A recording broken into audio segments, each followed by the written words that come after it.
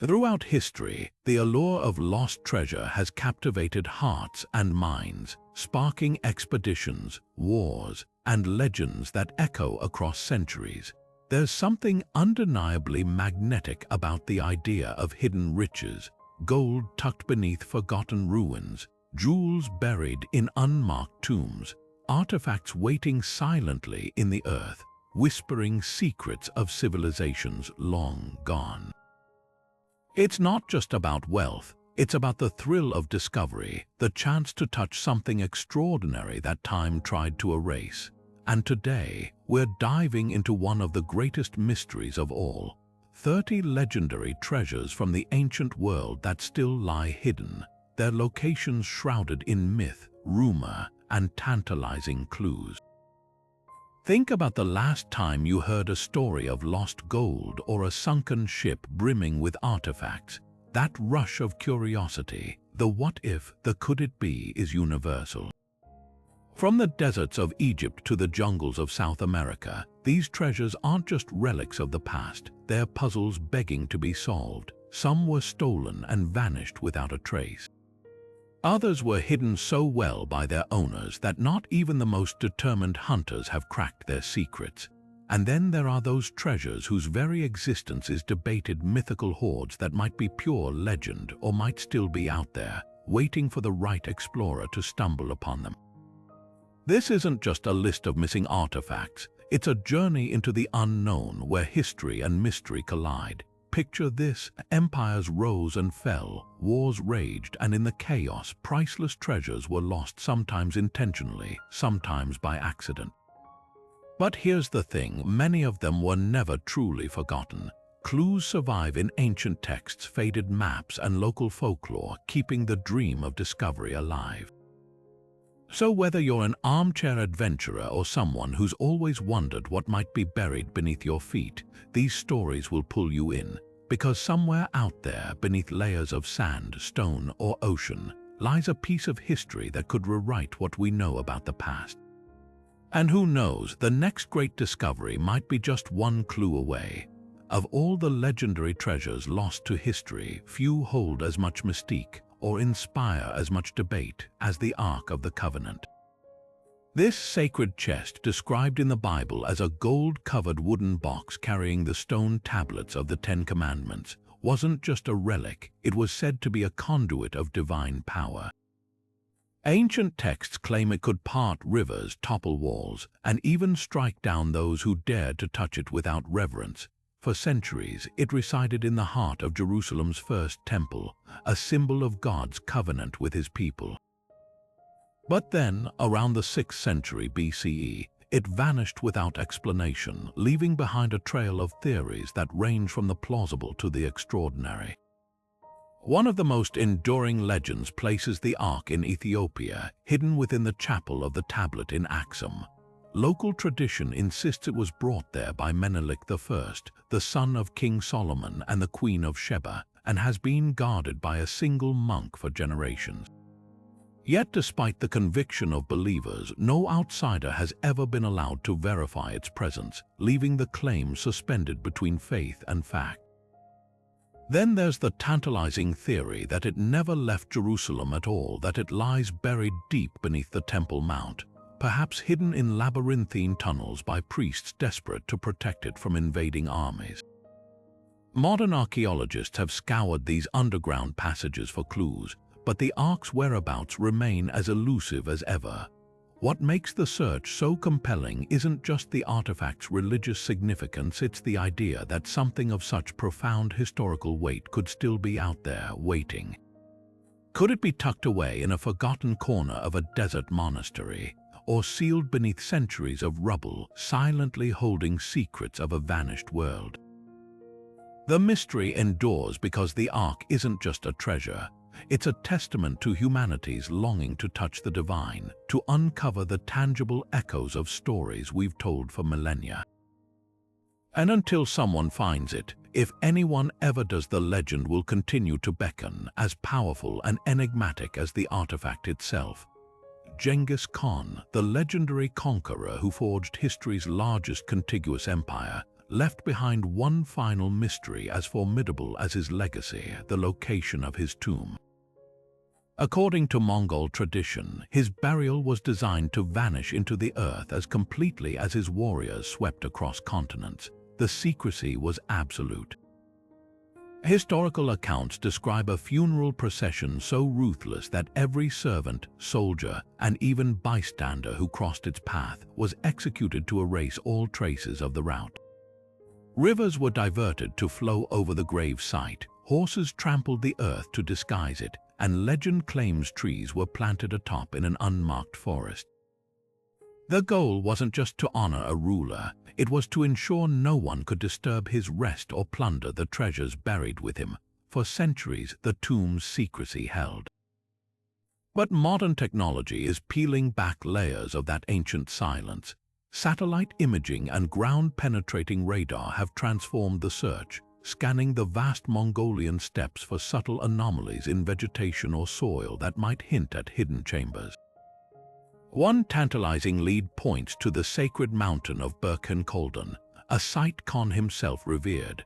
Archaeologists have unearthed artifacts nearby: ceremonial horse harnesses, weapons, even remnants of a grand pavilion, but the tomb itself remains elusive.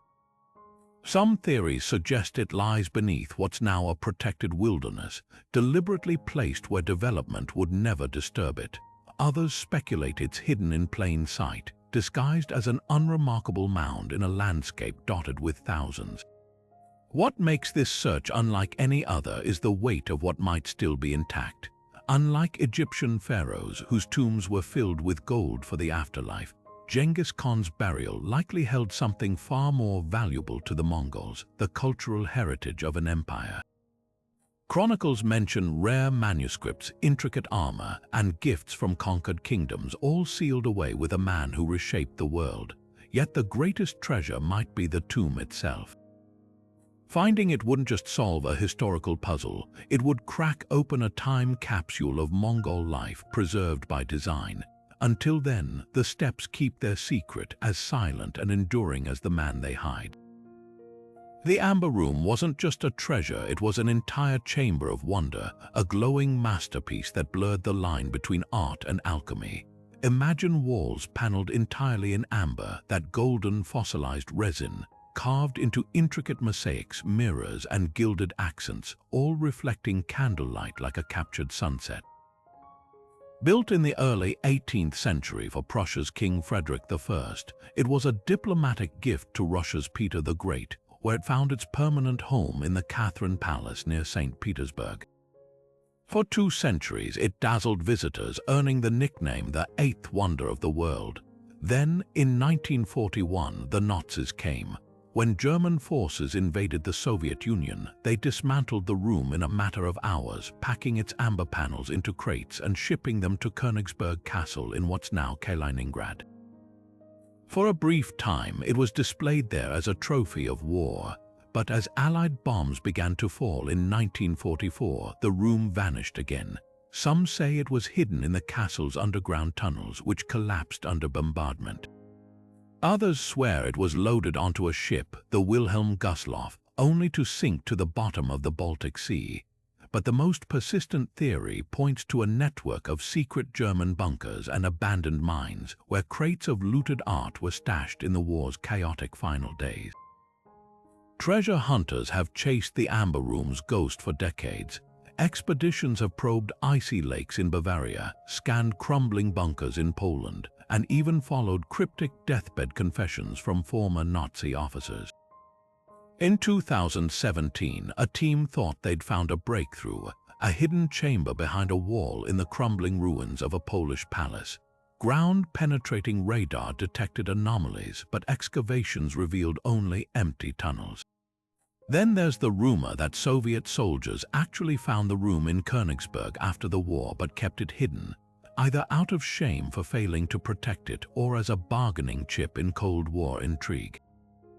What keeps the search alive isn't just the value of the amber, though today it could be worth over $500 million. It's the room's symbolic weight, a cultural phoenix that refuses to stay lost. In 2003, a painstaking replica was unveiled in the Catherine Palace, a shimmering tribute to the original. Yet the fate of those vanished panels lingers like an unsolved riddle. Could they be lying in some forgotten salt mine wrapped in tarpaulins, or did they burn in Königsberg's ruins, leaving only whispers and smoke? Until someone uncovers definitive proof, the Amber Room remains a paradox, a treasure both gone and eternal, as luminous in mystery as it once was in gold.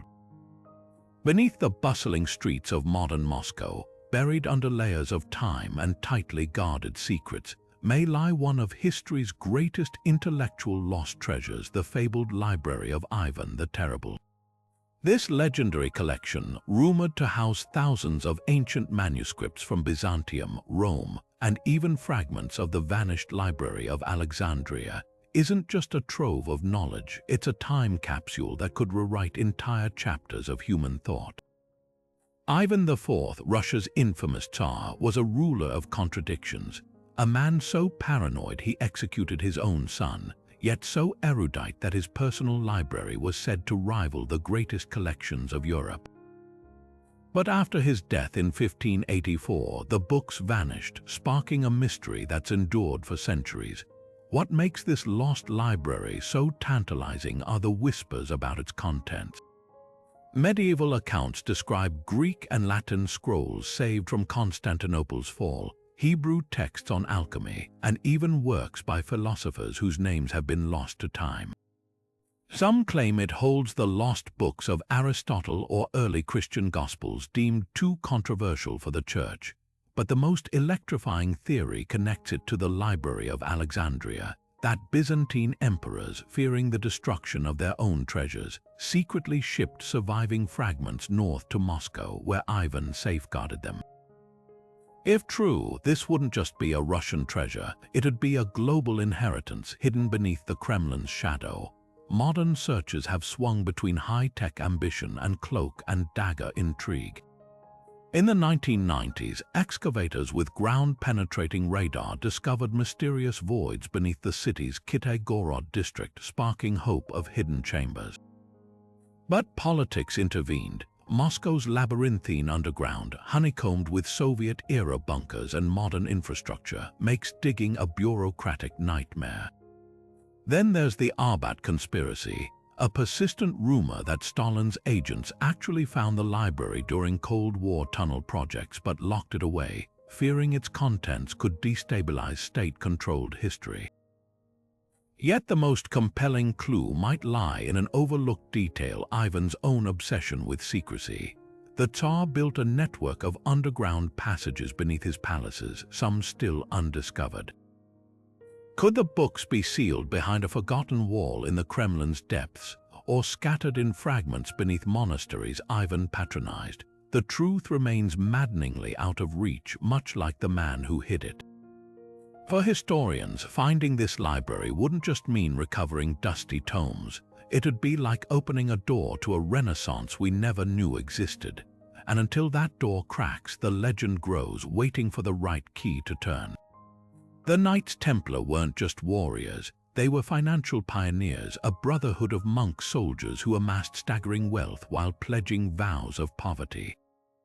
Founded in 1118 to protect pilgrims in the Holy Land, they quickly evolved into medieval Europe's most powerful bank, with kings and popes borrowing from their vast treasury. Their network of fortresses doubled as vaults, and their encrypted ledgers were so advanced that modern banking owes them a debt, but their fortune became their curse. By 1307, King Philip IV of France, drowning in debt to the order, launched a brutal purge. Templars were arrested on false charges of heresy, tortured into confessions, and burned at the stake. Yet when Philip's men stormed the Paris temple, their headquarters, the legendary treasure, had vanished overnight. Where did it go? Theories spiral from the plausible to the fantastical. One trail leads to Scotland, where fugitive Templars allegedly sought refuge with Robert the Bruce during his war for independence.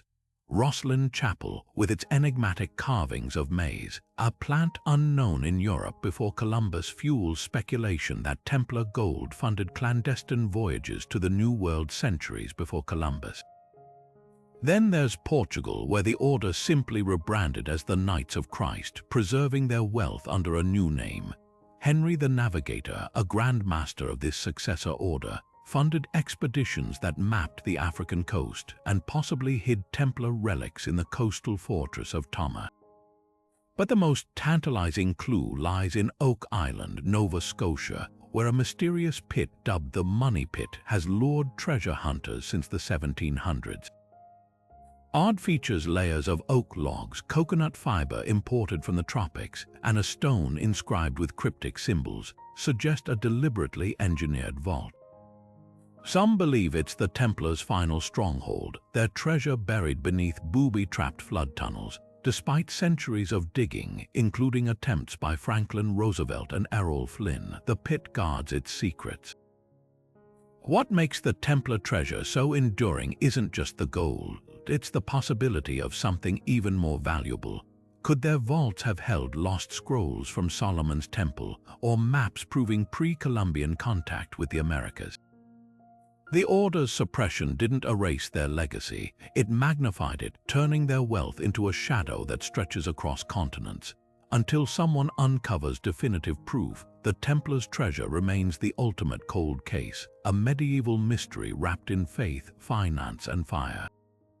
In 1820, as wars of independence swept through South America, the city of Lima became a vault too perilous for treasure. The Spanish colonial government, fearing the advancing revolutionary armies, made a desperate decision: ship the accumulated wealth of centuries to safety. Churches had been stripped of their golden crucifixes, convents of their jeweled reliquaries, and private mansions of their silver plate. The haul was staggering: 113 gold religious statues, including a life-sized Virgin Mary studded with emeralds, 200 chests of gems, and enough silver bars to fill a small ship.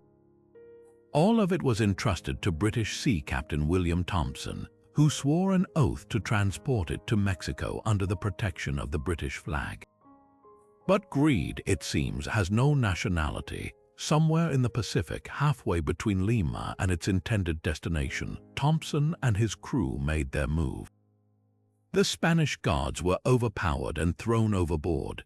The Merry Deer, now carrying history's greatest unclaimed pirate haul, changed course not for Mexico, but for the tiny, uninhabited Cocos Island, 300 miles off the coast of Costa Rica. There, according to later confessions, the treasure was buried in a hidden ravine, its location marked by a single coded map. Thompson intended to return after the wars subsided, but fate had other plans. Captured and tried for piracy, he bargained for his life by revealing the island but not the exact spot. By the time authorities reached Cocos, Thompson's crew had vanished and the jungle had swallowed any trace of digging. What followed was a treasure hunter's fever dream. Over 300 expeditions have scoured Cocos Island since, lured by legends of the hoard of the century. In 1854, a team led by a former pirate claimed to have found a golden altar buried in a cave, only to abandon it when a storm capsized their ship. In 1935, President Franklin Roosevelt financed a secret expedition after studying Thompson's original charts, but found nothing. Even modern technology has failed. Sonar scans and satellite imaging can't penetrate the island's dense volcanic rock, and the Costa Rican government now strictly controls access to protect its fragile ecosystem. Yet the mystery endures because of the sheer audacity of what's missing. Unlike shipwrecks where gold scatters across the ocean floor, this treasure was hidden with intent. Those chests didn't just hold wealth, they held the cultural soul of colonial Peru, melted down and locked away. And while skeptics argue the treasure might have been quietly recovered long ago, the island keeps its secrets.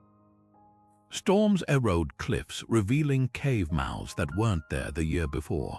Flash floods unearth Spanish-era nails and pottery shards, hints that the jungle is still rearranging its puzzle. The real enigma isn't whether the treasure exists, it's whether anyone will ever outsmart the island itself, a place that seems determined to keep its golden ghosts buried. On the morning of July 6, 1907, the unthinkable happened in the heart of British-controlled Dublin. The Irish crown jewels, not just ceremonial regalia, but potent symbols of colonial power, were discovered missing from their heavily guarded safe in Dublin Castle. This wasn't just a theft, it was an act of defiance so brazen it left authorities scrambling. The jewels, worth millions today, included a diamond-studded star and badge of the Order of St. Patrick, pieces so iconic their disappearance became a national scandal. But what makes this heist truly legendary isn't just the valuables. It's the web of political intrigue, personal vendettas, and unanswered questions that still shroud the case over a century later. The robbery reeked of inside knowledge. The safe's keys had been left unattended for days, and the castle's night watchman later admitted he'd been mysteriously ordered away from his post. Suspicion immediately fell on the castle's own staff, particularly Sir Arthur Vickers, the Ulster King of Arms, who'd been responsible for the jewels' safekeeping. Vickers was a known eccentric. His heavy drinking and flamboyant lifestyle made him an easy scapegoat, but some historians argue he was framed. The investigation uncovered a nest of rivalries. Vickers had publicly feuded with his deputy, and rumors swirled about clandestine homosexual relationships among staff, a scandalous detail in Edwardian-era Britain. Was the theft a deliberate smear campaign to discredit Vickers and his allies, or was it something even darker, a covert operation by Irish nationalists to undermine British authority? Theories about the jewels' fate spiral from the plausible to the cinematic. One account claims they were smuggled to Amsterdam and broken down for their gems, their gold melted beyond recognition. Another suggests they were hidden in a Dublin fireplace by a rogue Irish Republican Brotherhood member, only to be accidentally walled up during renovations. The most tantalizing lead points to a shadowy figure named Richard Gorges, a ne'er-do well with ties to both the castle staff and underground nationalist circles. Gorges allegedly confessed on his deathbed in 1950 to stealing the jewels, but when authorities excavated his former home, they found nothing but dust and whispers. What makes this mystery endure is the way it mirrors Ireland's own fractured identity at the time. Stolen just years before the Easter Rising, the jewels became a metaphor for a nation straining against imperial chains. Were they destroyed as an act of rebellion, or do they still exist tucked away in some attic or private collection, waiting for a patriot or a profiteer to reveal them? The truth may be lost to history, but the legend burns bright, a crownless theft that crowned a century of speculation. The Copper Scroll isn't like the other Dead Sea Scrolls. It doesn't contain religious texts, prophecies, or poetry. Instead, it reads like a treasure hunter's fever dream, a cryptic list of 64 hiding places scattered across the ancient Judean wilderness, each supposedly holding staggering amounts of gold, silver, and sacred artifacts. Discovered in 1952 inside a cave near Qumran, this beaten copper sheet is etched with directions so precise yet so maddeningly vague that it's taunted explorers for decades. We're talking about quantities that defy belief: over 60 tons of silver and 26 tons of gold, buried in pots, cisterns, and even beneath staircases.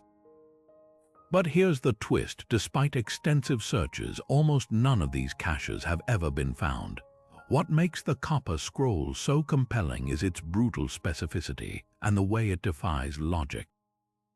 Unlike legendary treasures shrouded in myth, this one gives GPS-like instructions. In the ruin that is in the valley of Achor, dig 4 cubits north of the olive tree. The problem: landmarks mentioned 2,000 years ago, olive trees, ruins, even entire valleys have vanished or been renamed. Some locations might now lie beneath modern cities or military zones.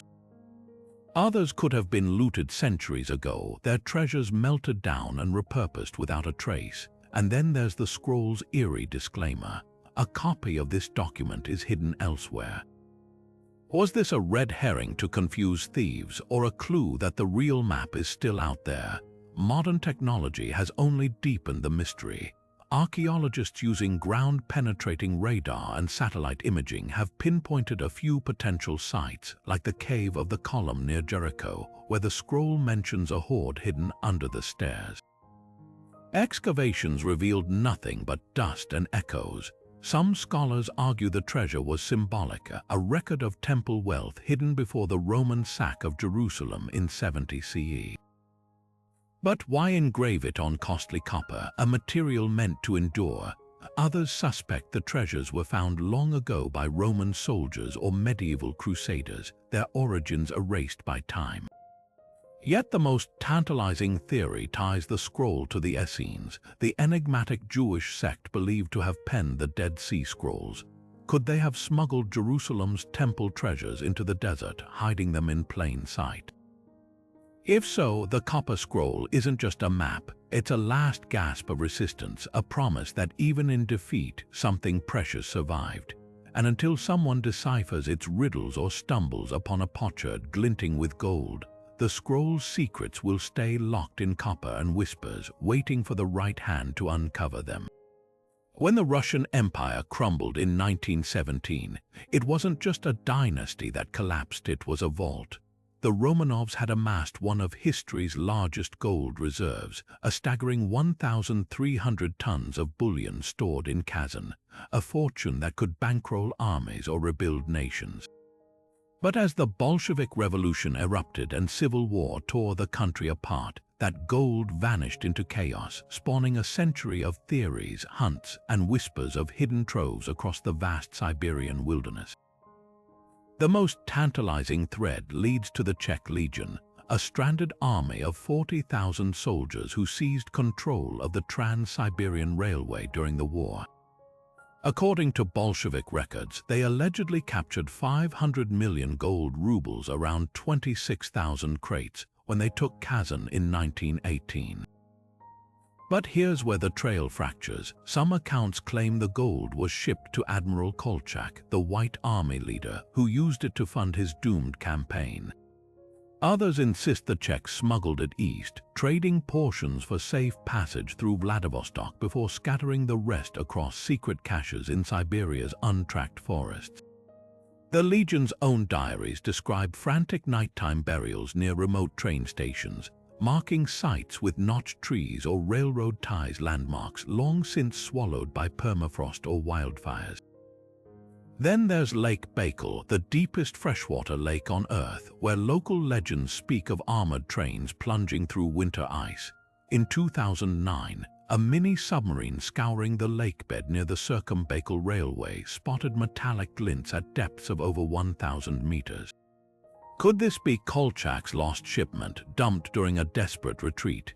Skeptics argue the cold and pressure would have crushed wooden crates centuries ago, but treasure hunters point to an eerie detail. Salvage teams in the 1930s recovered Tsarist-era coins along the shoreline, their edges softened by decades underwater. The wildest theory, though, involves the Bolsheviks themselves. Secret police archives suggest Stalin's agents spent the 1920s quietly relocating recovered gold to fund industrialization, melting down Romanov eagles into anonymous bars, erasing history to build a new world. Yet even Soviet records show discrepancies, with tons of gold unaccounted for. Some historians believe party officials siphoned it into offshore networks, seeding fortunes that still influence global finance today. What makes this hunt so compelling is the scale of what's missing. Unlike single artifacts or chests of jewels, this was a nation's lifeblood, enough to alter the course of economies. And the clues keep surfacing. Prospectors still stumble on Tsarist coins in abandoned rail tunnels, their double-headed eagles gleaming beneath centuries of grime. Maybe the gold is buried beneath a Siberian farmer's field, or resting in Baikal's abyss, or locked in a Zurich vault under a false name. Until someone finds the mother lode, the lost gold of the Tsars remains history's ultimate ghost currency, a treasure that built empires, fueled revolutions, and vanished into myth. When the Spanish conquistador Hernán Cortés stood in the opulent halls of Tenochtitlan in 1519, he gazed upon a sight that would haunt treasure hunters for centuries: the unimaginable wealth of the Aztec Emperor Montezuma. Gold wasn't just decoration, it was woven into the fabric of the empire, from the towering statues of gods to the ceremonial masks encrusted with turquoise and jade. Temples gleamed with sheets of precious metals, and storerooms overflowed with tribute from conquered cities. But within 2 years, Cortés's invasion, betrayal, and the fall of Tenochtitlan sent that wealth scattering like seeds in a storm. And what happened next is a mystery that stretches from the ruins of Mexico City to the deserts of Utah. The most enduring legend centers on La Noche Triste, the night of sorrows when Cortés and his men, fleeing an Aztec uprising, allegedly dumped tons of gold into Lake Texcoco to lighten their escape. Divers have searched the lakebed for generations, but its waters, now largely drained and built over by modern Mexico City, have yielded only fragments. Some historians argue the Spanish recovered most of the treasure during their eventual reconquest, melting it down into bars for shipment to Europe. Yet ship manifests from the era show discrepancies, gaps where wealth should have been accounted for but wasn't. Could the Aztecs have hidden their most sacred treasures before the final siege? This is where the story takes a turn straight out of an adventure novel. In the 19th century, a prospector named Freddie Crystal arrived in Kanab, Utah, clutching a map he claimed was copied from a Spanish missionary's journal. It detailed a cavern system where Aztec refugees fleeing Cortés had stashed gold and artifacts. Locals laughed until expeditions uncovered eerie clues: Aztec-style carvings in secluded canyon walls, abandoned mining tools too advanced for indigenous tribes of the region, and even reports of golden objects found and then mysteriously vanished. The most compelling evidence, a cave discovered in 1920 with walls covered in hieroglyphics resembling Aztec script, its passageways deliberately collapsed. Was this a dead end or a deliberate barrier to protect what lies deeper inside? Back in Mexico, modern archaeologists are piecing together a different trail. Excavations beneath Mexico City's Zocalo Square have revealed the foundations of Montezuma's palace and tantalizing hints of sealed chambers. Ground-penetrating radar has detected voids that match descriptions of the emperor's private treasury, but digging is complicated by the layers of history above it.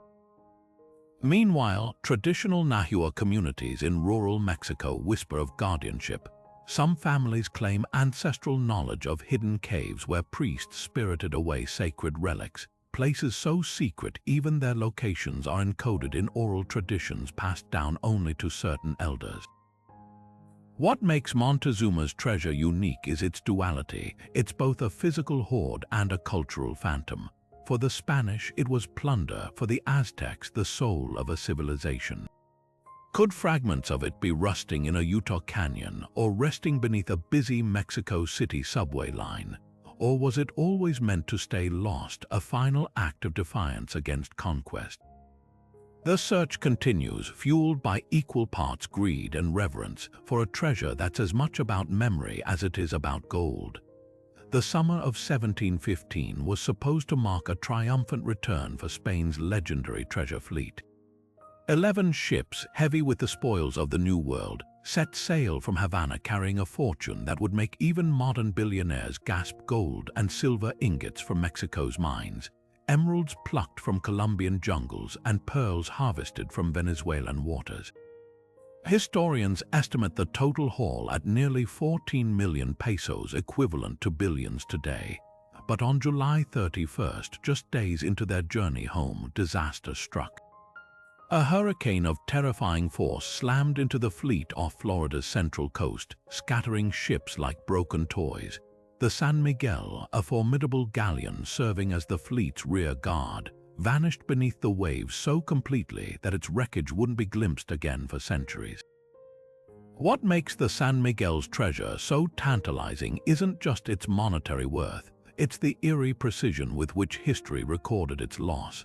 Survivors' accounts describe the storm's fury in chilling detail. Masts snapping like twigs, cannons tearing loose to crush sailors, and decks awash with chests of jewels sliding into the abyss. Spanish salvage teams managed to recover some cargo from shallower wrecks, but the San Miguel had plunged into deep water, its location a mystery.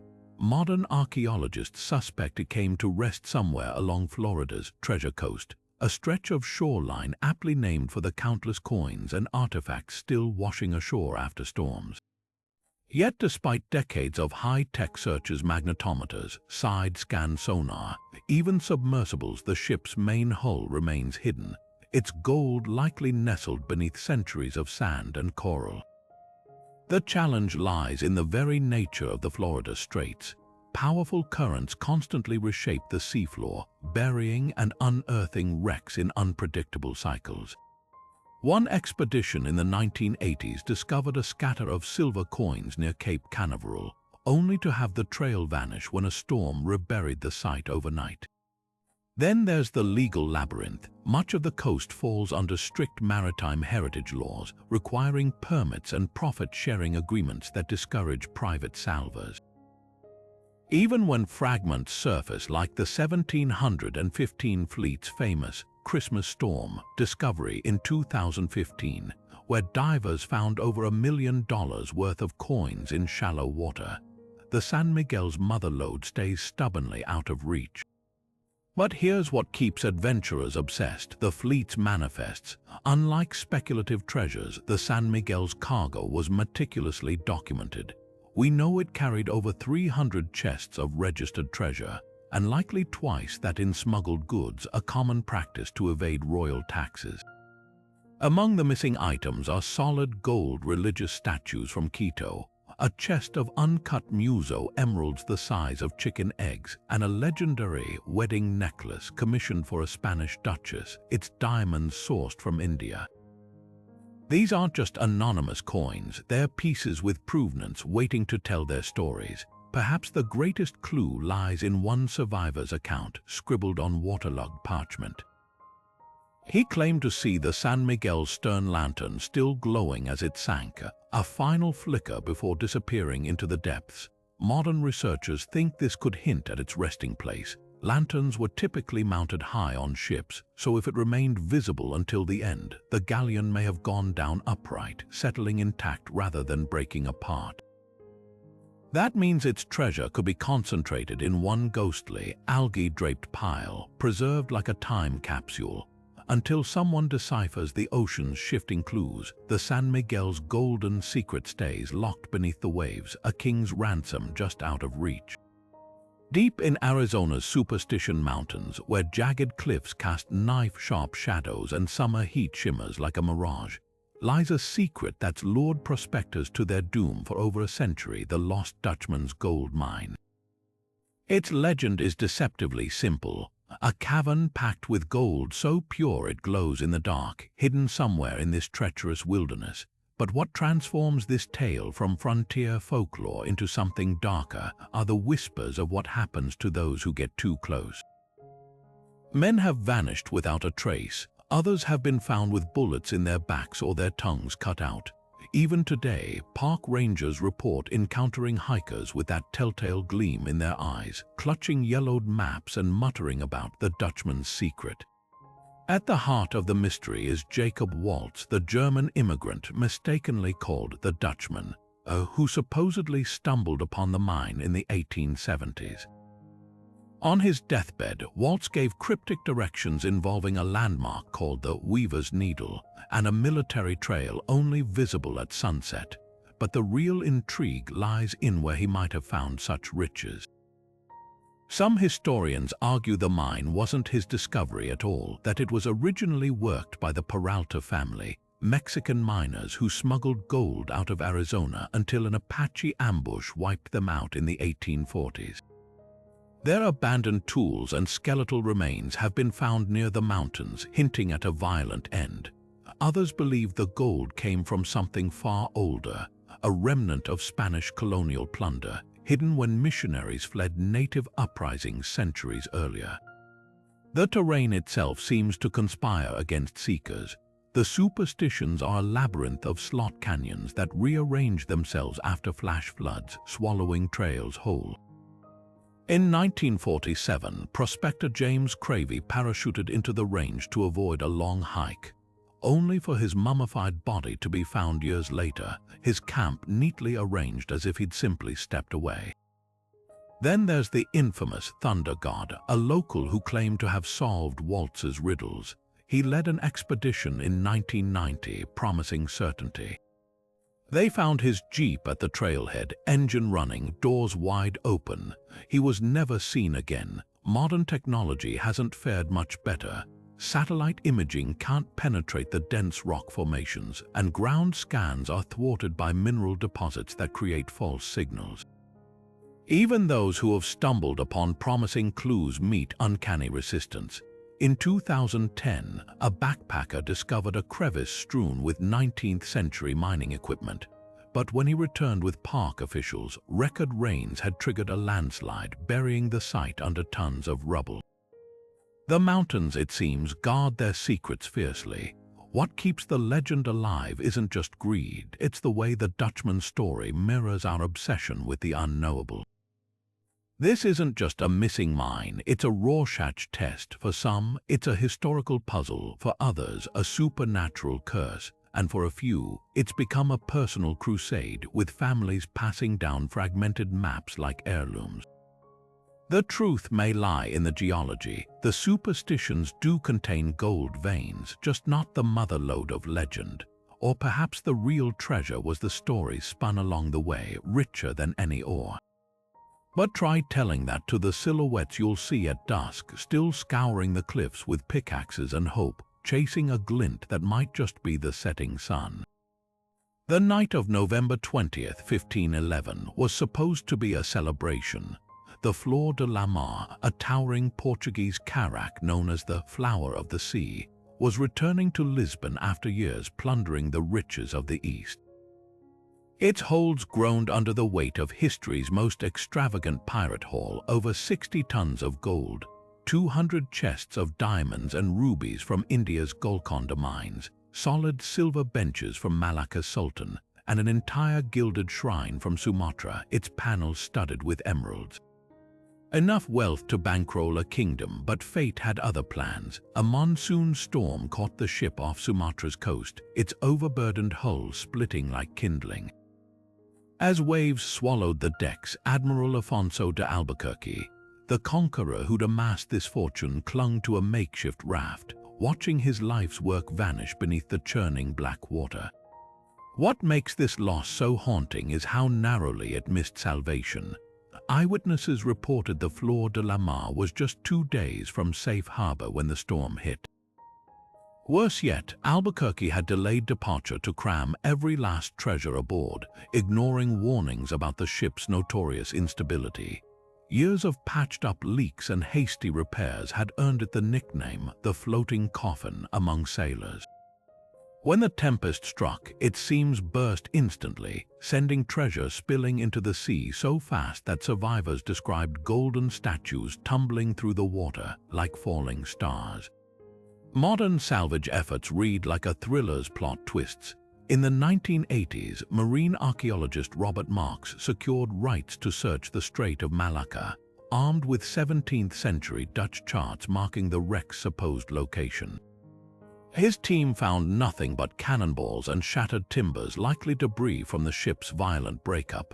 Then, in 2009, a Malaysian company claimed to have pinpointed the main wreckage using deep-sea drones, but their recovery permit was mysteriously revoked. Conspiracy theorists whisper that political forces intervened, fearing the destabilizing effect of billions in gold suddenly flooding the market. The most tantalizing clue emerged in 2018, when fishermen near Sumatra hauled up an ornate bronze gun later traced to the Flor de la Mar's armory. Oceanographers studying the currents realized something startling. The ship's debris field could stretch over 60 miles, its heaviest treasures dragged by underwater avalanches into the Singapore Strait's abyssal trenches, depths exceeding 3,000 feet. Here, the seabed is a shifting graveyard of silt and volcanic rock, where gold ingots might lie buried under centuries of sediment, invisible to sonar. Yet the real mystery isn't just where the treasure rests, it's how much truly remains. Portuguese archives suggest local fishermen and Dutch colonists recovered significant portions in the decades after the sinking. A 1630 letter from a spice trader mentions natives wearing gem-studded crowns surely torn from the floor's altars. Some historians argue the ship's legendary hoard is already scattered across Southeast Asia's antique markets, its provenance erased by time. But for divers and dreamers, the hunt continues, because maybe, just maybe, the storm that night spared one last secret, a king's ransom still glinting in the dark, waiting for the right tide to reveal it. On the morning of September 6, 1622, the Spanish treasure fleet Nuestra Señora de Atocha sailed straight into a hurricane's wrath. The galleon, overloaded with riches from the New World, carried a staggering fortune: 24 tons of silver ingots, 180,000 silver coins, 125 gold bars, and enough emeralds to fill a bathtub. But as the storm's waves battered the ship's hull, its heavy cannons tore loose, smashing through the decks like wrecking balls.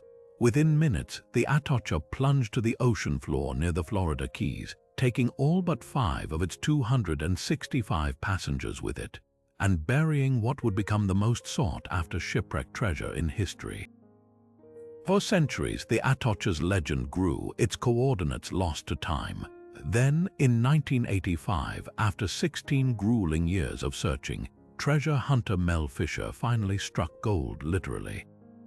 His team's discovery of the ship's main debris field yielded an unimaginable haul: over $400 million worth of artifacts, from solid gold chains as thick as a fist to an emerald-studded crucifix meant for a Spanish queen.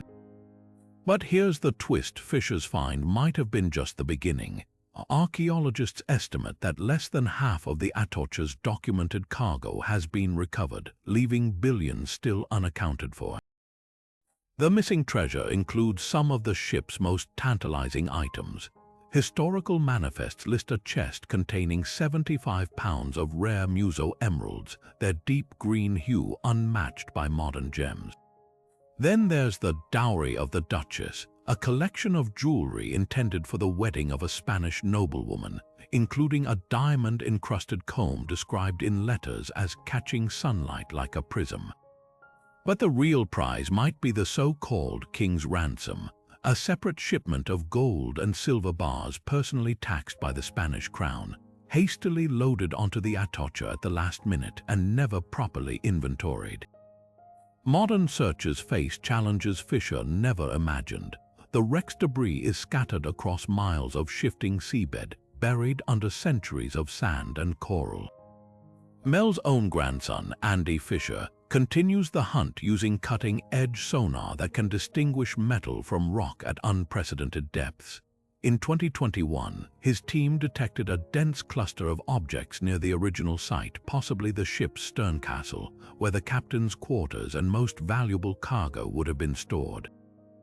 Yet the ocean guards its secrets fiercely. One expedition recovered a single silver spoon near the new target, its handle bent by centuries of currents before a tropical storm forced them to abandon the search. What makes the Atocha different from other lost treasures is the paper trail. Unlike speculative hoards, this ship's cargo was meticulously recorded down to the weight of each silver bar and the carat of every gem. Spanish archives even preserve passenger letters complaining about the ship's sluggishness from being overfilled with the fruits of empire. These documents don't just hint at what's missing, they taunt. Because somewhere in those turquoise waters, beneath the dance of parrotfish and coral, lies the rest of the Atocha's story, waiting for the next explorer brave enough to read it. Oak Island doesn't just hide a treasure. It guards a labyrinth of riddles so intricate that even modern engineers can't fully unravel them. Nestled off the coast of Nova Scotia, this dense, forested island has lured fortune seekers since the late 1700s, all chasing the same enigma, the infamous money pit. At first glance, it's just a hole in the ground, but dig deeper literally, and you'll find a puzzle worthy of a Hollywood thriller. The pit descends in layers, each more bizarre than the last. At 30 feet, there's a platform of oak logs. At 90 feet, a stone slab etched with cryptic symbols. And at 100 feet, the real madness begins: flood tunnels designed to fill the shaft with seawater the moment someone disturbs its depths. This isn't just a hiding place, it's a booby-trapped fortress engineered with precision that defies the era it supposedly comes from. Theories about who built it stretch from the plausible to the outlandish. Some point to the Knights Templar fleeing persecution in the 14th century with treasures from Solomon's temple. Others argue for pirates like Captain Kidd, who allegedly confessed to burying a prize beyond imagination on an island matching Oak Island's description. Then there's the wild card, Francis Bacon, the Elizabethan philosopher, who some believe encoded clues to the pit's location in his Shakespearean writings.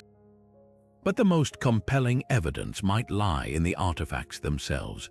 Over the centuries, searchers have pulled up everything from a 200-year-old Spanish copper coin to a scrap of parchment that, when held to a candle, revealed the letters Roman 6, possibly a fragment of a coded map. Modern technology has only deepened the intrigue. In 2014, ground scans revealed a trove of metallic objects at 160 feet directly below the original pit. Isotope analysis of water in the flood tunnels traced its origin to a nearby beach, proving the system's sophistication. And in 2019, a diver exploring a nearby underwater cavern surfaced with a brass medallion eerily similar to Templar relics found in France.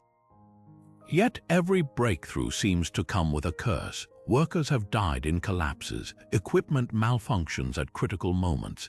Even billionaire investors, like the Lagina brothers of the Curse of Oak Island fame, have poured millions into excavations only to hit dead ends. So what's really down there? The leading theory suggests multiple treasures deposited over centuries by different groups. The Templars might have started it, stashing sacred relics like the Ark of the Covenant or the Holy Grail. Pirates could have later repurposed the pit, adding gold plundered from Spanish galleons, and coded clues in the artifacts hint that the final layer might hold something even stranger, a vault of lost manuscripts perhaps, or a trove of pre-Columbian artifacts proving early transatlantic contact. But until someone outsmarts the pit's ancient engineers, we're left with a paradox. The harder we dig, the more the island resists. Maybe that's the real lesson of Oak Island. Some treasures aren't meant to be found, they're meant to keep us searching. The copper scroll stands apart from every other Dead Sea Scroll because it doesn't whisper prayers or prophecies, it screams coordinates. While its siblings contain sacred texts, this tarnished sheet of copper is essentially an ancient treasure map, listing 64 hiding spots scattered across the Judean wilderness. But here's what keeps archaeologists awake at night. Despite centuries of searching, nearly all its promised riches, 60 tons of silver, 26 tons of gold, and enough sacred artifacts to fill a museum, remain stubbornly undiscovered. The scroll's directions are maddeningly precise yet frustratingly vague, like a riddle wrapped in an enigma. Take column 2's instruction. In the cavity of the old house of tribute in the platform of the chain corner. Scholars have debated whether old house refers to a temple annex or a long-vanished village. And what's a chain corner? The ambiguity turns every clue into a linguistic minefield. Modern treasure hunters have focused on 3 high-probability zones. First, the Valley of Achor near Jericho, where the scroll mentions a hoard buried beneath the stairwell. In 2018, radar scans revealed unnatural voids beneath a ruined Byzantine church, but excavations found only animal bones and shattered pottery. Then there's the Tomb of the Columns near Qumran, where a 2010 dig uncovered a sealed chamber empty except for a single rusted axe head. The most promising lead lies in the Hebron Hills, where the scroll describes 600 bars of gold hidden in a cave with 3 rings fastened to its floor. Satellite imagery shows dozens of unexcavated caves there, some with iron rings still embedded in the rock. Yet every attempt to explore them hits the same wall: modern political boundaries. Many scroll sites now sit in military zones or disputed territories, making archaeological permits nearly impossible to secure. What makes these failures so fascinating is the scroll's own backup plan. Buried in its text is a chilling line: "A duplicate of this document exists elsewhere." Was this a failsafe against theft, or a clue that the real key lies in a second, still missing scroll? Some scholars believe the treasure wasn't meant to be found, that it's a symbolic record of temple wealth, hidden before the Romans sacked Jerusalem in 70 CE. But why etch it on costly copper, a material meant to endure millennia? Others argue the treasures were found long ago by Roman soldiers or medieval crusaders, melted down and repurposed without a second thought. The most spine-tingling theory involves the Essenes, the ascetic Jewish sect believed to have written the Dead Sea Scrolls. If they orchestrated this cache, their motives might have been darker than preservation. Some passages reference cursed treasures, warning of death for unauthorized seekers.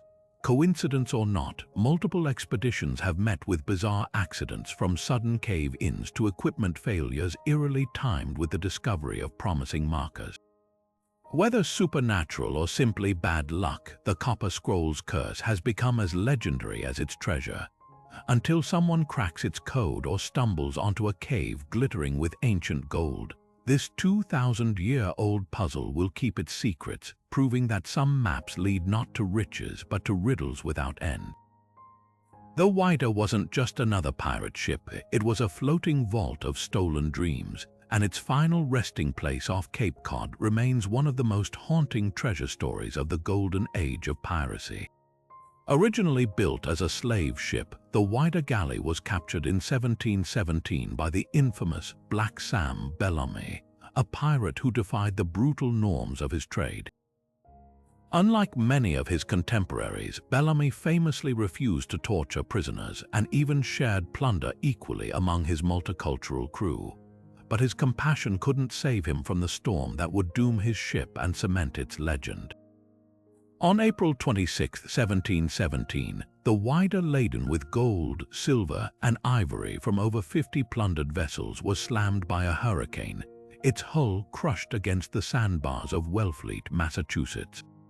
Of the 146 souls aboard, only 2 survived, and as the wreck vanished beneath the waves, so did the bulk of its treasure, sparking a hunt that would take centuries to bear fruit. What sets the Whydah apart from other pirate wrecks is the rare glimpse it offers into the chaotic world of early 18th century piracy. When explorer Barry Clifford finally located the main wreck site in 1984, he didn't just find coins and jewelry, he uncovered a time capsule. Among the recovered artifacts were everyday items that humanized Bellamy's crew: a shoe with a hastily repaired sole, a pewter spoon etched with its owner's initials, even a leg bone still encased in a silk stocking. Then there were the more sinister finds: shackles from the ship's slaving days, repurposed to restrain prisoners. But the real headline was the treasure: over 200,000 artifacts, including Spanish silver coins, Akan gold jewelry from West Africa, and emerald-encrusted crosses ripped from church altars. Yet despite this staggering haul, historians believe less than 5% of the Whydah's cargo has been recovered. The missing bounty includes some of the ship's most notorious prizes. Bellamy's crew had recently looted the slave ship Mary Ann, whose hold contained 45 pounds of raw gold dust, enough to fill a large chest, along with uncut gemstones from Portuguese traders. Contemporary accounts also mention the Whydah carrying a golden chalice stolen from a Havana cathedral, its base reportedly hollowed out and stuffed with diamonds. But the most tantalizing mystery involves the ship's payroll. Pirates kept meticulous records, and Bellamy's ledger, lost in the wreck, listed 30 weight of gold reserved for bribing colonial officials, stored in a weighted strongbox designed to sink if thrown overboard. Could this box still be nestled in the seabed, its contents intact? Modern searchers face unique challenges. The wider broke apart violently, scattering debris across 4 miles of shifting ocean floor. Currents have buried artifacts under 10 feet of sand, while the corrosive saltwater has turned iron cannons into fragile husks that crumble at a touch. Clifford's team continues to probe the site with magnetometers and 3D sonar, uncovering new fragments each season. A gold ring here, a pistol there, but the mother lode remains elusive. What makes this wreck so compelling isn't just the treasure. It's the untold stories. Every recovered object whispers of lives interrupted. A surgeon's brass syringe, a child's ivory teething ring, a love letter sealed with wax but never delivered. The whiter's real gold might be the human connections it reveals, a reminder that pirates weren't just cutthroats, they were fathers, lovers, and rebels who dreamed of a different world. And somewhere off that windswept Cape Cod shore, the sea still holds their secrets, waiting for the next storm to reveal another clue. The Merchant Royal wasn't just any ship, it was the 17th century equivalent of a floating Fort Knox, a vessel so laden with treasure that its loss in 1641 sent shockwaves through the economies of Europe. Known as the El Dorado of the seas, this English galleon was returning from the New World with a cargo so extravagant it beggared belief. 500,000 pieces of 8 ingots of Peruvian silver and enough Mexican gold to ransom a king. Contemporary accounts describe chests of emeralds spilling onto the decks during storms, their green glint mocking the sailors who couldn't pocket a single stone. But on September 23rd, just off the coast of Cornwall, the Merchant Royal's luck ran out. A sudden leak, possibly caused by overloading, sent the ship plunging into the depths so fast that only 18 of its 80 crew survived. And with it sank one of the greatest maritime fortunes never recovered. What makes this wreck so tantalizing is how close it's come to being found and how stubbornly it's resisted discovery. In 2007, an American salvage company called Odyssey Marine Exploration made headlines when they recovered 17 tons of silver coins from a nearby wreck, initially believed to be the Merchant Royal. But the coins dated from the wrong era, leaving the real prize still hidden. Then, in 2019, fishermen trawling near lands and hauled up an ancient anchor, its size and design matching those used by 17th century English galleons. Sonar scans of the area revealed a debris field strewn with cannons and pottery, but storms forced the search to halt before any treasure could be verified. The ocean, it seemed, was teasing explorers with glimpses before pulling the curtain shut. Part of the challenge lies in the geography of the English Channel. Unlike the clear waters of the Caribbean or the static depths of the Baltic, this stretch of sea is a churning crossroads of tides and currents. Sandbanks shift overnight, burying artifacts under meters of sediment, while centuries of shipping traffic have left the seabed littered with false leads, everything from dumped Nazi war loot to modern shipping containers. Even the Merchant Royal's last known coordinates are suspect. The surviving crew's accounts were vague, likely distorted by trauma, placing the sinking anywhere from 30 to 60 miles southwest of the Isles of Scilly. That's a search area larger than some countries, yet the dream persists because of what's at stake. Spanish archives seized after the wreck suggest the ship was also carrying private consignments, jewelry, religious artifacts, even a set of solid gold chess pieces commissioned by King Philip IV. These weren't just commodities, they were pieces of history, each with a story etched into its surface. And then there's the rumor that chills every treasure hunter's spine.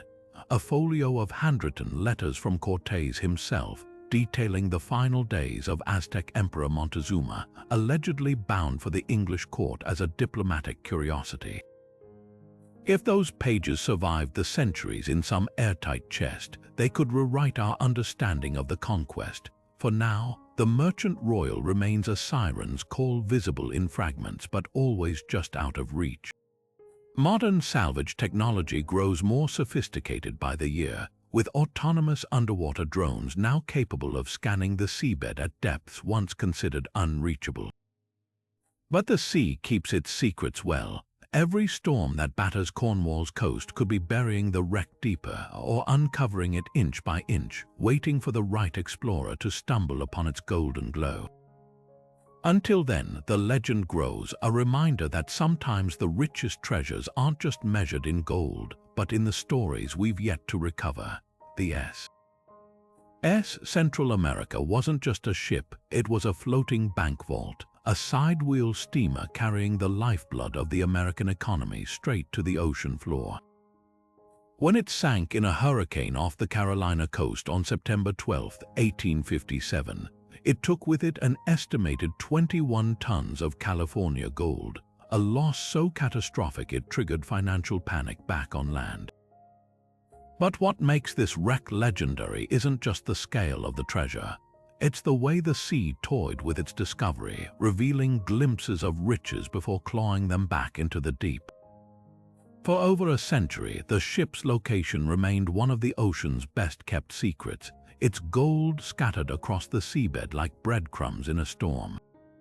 Then, in 1988, a team led by explorer Tommy Thompson finally cracked the code. Using pioneering deep-sea robotics, they located the wreck 200 miles offshore, lying under 8,000 feet of water so deep that the pressure could crush a submarine like a soda can. What they hauled up was the stuff of dreams, gold ingots stamped with the marks of San Francisco assayers, freshly minted double eagles still gleaming as if they just left the mint, and a leather trunk stuffed with thousands of coins, all preserved in the cold, dark stillness. The total haul, around $150 million worth. But here's the twist: historical records suggest that might only be half the story. Ship manifests from the era list the Central America as carrying over 30,000 pounds of gold, meaning a staggering 10 tons could still be missing. Some of it might have spilled during the sinking, scattered across the seafloor in a trail leading away from the main wreck. Other portions could be locked inside the ship's vaults, too deep for early recovery efforts to reach.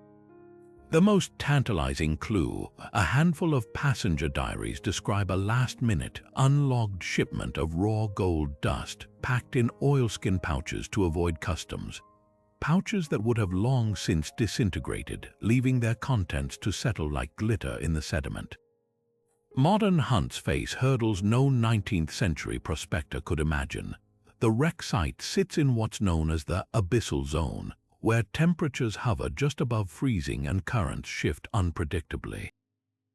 In 2014, a new expedition using advanced 3D mapping discovered what looked like a secondary debris field a mile from the main wreck, potentially where the ship broke apart as it sank. But legal battles over salvage rights have stalled further recovery, leaving the question unanswered. What keeps this treasure alive in our collective imagination isn't just the gold, it's the human drama. Many of the coins recovered still bear tiny scratches from where panicked passengers tried to pry open crates as the ship went down.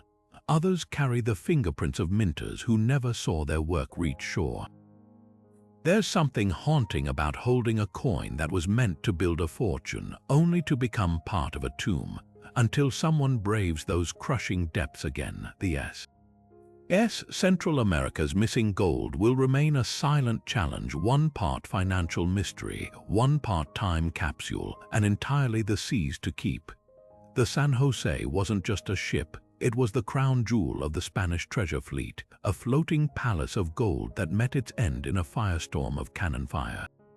On June 8, 1708, this legendary galleon was sailing from Panama to Cartagena, its holds crammed with the wealth of empires, 116 chests of emeralds mined from Colombia's Muso region, 30 million gold pesos freshly stamped in Lima, and 2 tons of solid silver bars shaped like ingots for easier stacking.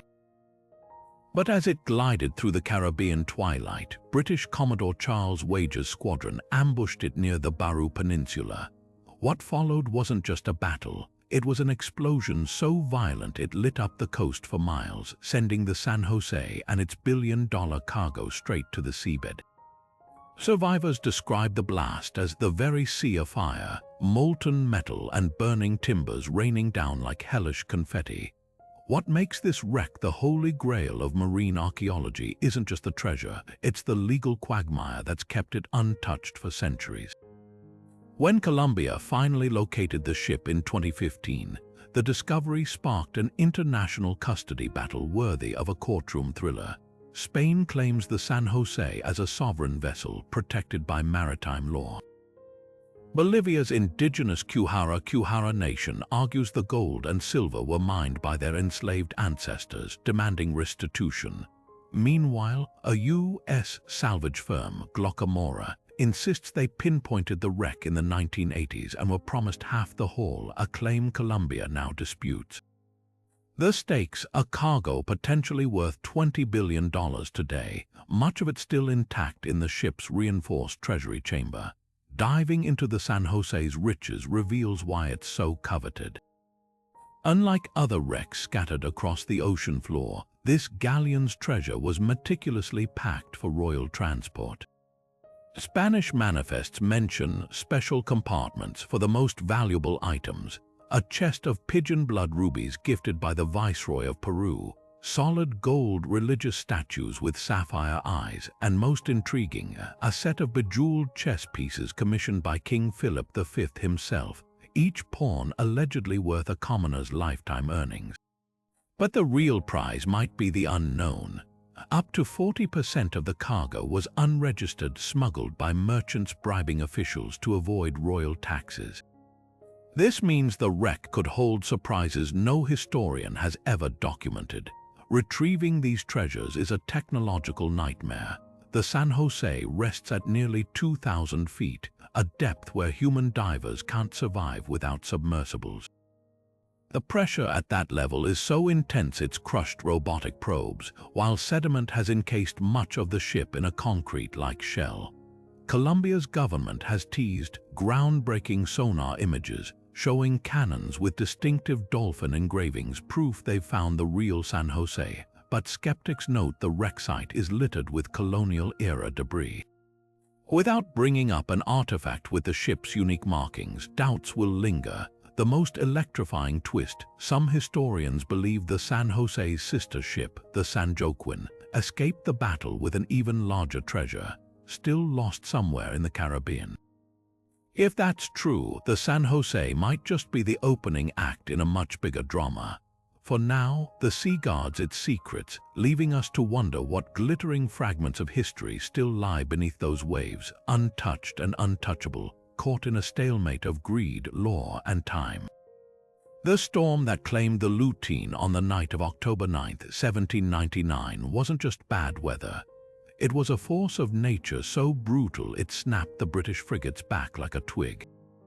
Laden with gold and silver bars meant to stabilize war-torn Europe's economies, the ship had barely cleared the Dutch coast when hurricane-force winds drove it onto the shoals of Terschelling Island. Within minutes, the Lutine vanished beneath the waves, taking down all but one of its 300 crew members, and a cargo so valuable, insurers at Lloyd's of London would spend the next 2 centuries paying out claims. What makes this wreck legendary isn't just the treasure.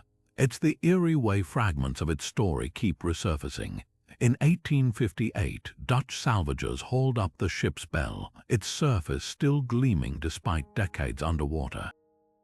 That bell now hangs in Lloyd's underwriting room, rung solemnly whenever major maritime disasters occur, a haunting relic of the sea's fickleness. But the real prize, an estimated £1 million in gold bullion worth nearly $200 million today, remains stubbornly out of reach. The problem, the Lutine didn't just sink, it exploded. Eyewitness accounts describe a blinding flash as seawater reached the gunpowder stores, scattering treasure across the seabed like shrapnel. Modern expeditions have faced a nightmare of shifting sands and murky currents. The North Sea's floor here is a restless graveyard, where tides can bury artifacts under meters of sediment overnight. In the 1920s, hard-hat divers in clunky suits recovered a handful of gold coins, only to watch helplessly as the wreck site vanished under a sudden sand wave. Then, in 2012, advanced sonar detected a debris field near the original coordinates, but the gold just whispers. A few ingots surfaced in private auctions over the years, their telltale Dutch East India Company stamps confirming their origin, but no one's ever found the mother lode. The wildest twist, Lloyd still technically owns the wreck. Their original insurance payout in 1800 included a clause granting them salvage rights in perpetuity. That hasn't stopped treasure hunters, of course. One 1980s expedition claimed to have found the treasure room, only to abandon the site when divers reported an uncanny feeling of being watched, a superstition seasoned salvagers still whisper about. Whether curse or coincidence, the lutein guards its gold with the same ferocity as the storm that claimed it. Perhaps the most poignant detail lies in the ship's name itself. Lutein translates to the Tormentor, a title that feels prophetic, because for all the technology we've thrown at this wreck, remote-operated vehicles, side-scan sonar, even AI-driven current modeling, the North Sea keeps its secrets. The gold may be scattered across miles of seabed or locked in a single intact vault we've yet to stumble upon. Until then, the lutein remains the ultimate tease, a fortune so close you can almost touch it, yet forever just beyond reach. The Concepcion wasn't just another shipwreck. It was a disaster so costly it nearly bankrupted Spain. When this towering Spanish galleon struck the treacherous reefs of the Silver Bank in 1641, it took with it a fortune so vast that even today, centuries later, treasure hunters still whisper about the silver that might still be down there. The ship was part of the Tierra Firme fleet, a convoy hauling the year's riches from the New World back to Seville. Its holds groaned under the weight of over 40 tons of silver bars, 50 chests of pearls from Venezuela, and enough gold coin to fill a small room. But greed, as so often happens, played a cruel trick. The Concepcion's captain, Juan de Villavicencio, ignored warnings about the uncharted shallows, convinced pirates were chasing him. The reefs tore through the hull like paper, and within hours the ship was a broken carcass, its treasure spilling into the turquoise waters of the Caribbean. Salvage began almost immediately and turned into its own saga of obsession and futility. Just weeks after the sinking, Spanish salvage teams arrived, led by a freed diver named Francisco Núñez Melián. Using primitive dive bells, wooden barrels weighted with stones, they managed to recover a fraction of the treasure, about 25% by most estimates. But the real drama unfolded in the 1970s when American treasure hunter Bert Weber picked up the trail. Armed with newly discovered archives from Seville's maritime records, Weber located the main wreck site in 1978. What his team hauled up was breathtaking. Silver bars still stamped with the marks of Potosi's mint, delicate porcelain from the Philippines, and a single gold chain so long it could loop around a man's neck twice. Yet even after this success, experts believe as much as 60% of the Concepcion's cargo remains scattered across the seafloor. So where's the rest? The answer lies in the unique way the ship broke apart. Unlike wrecks that sank intact, the Concepcion shattered like glass, its treasure spilling across a mile-long debris field. Some silver bars likely wedged into coral crevices, invisible without metal detectors. Others may have been carried by currents into deeper water, sinking into the fine white sand that blankets the area. The most tantalizing theory involves the ship's registered treasure, the portion meticulously logged for the crown.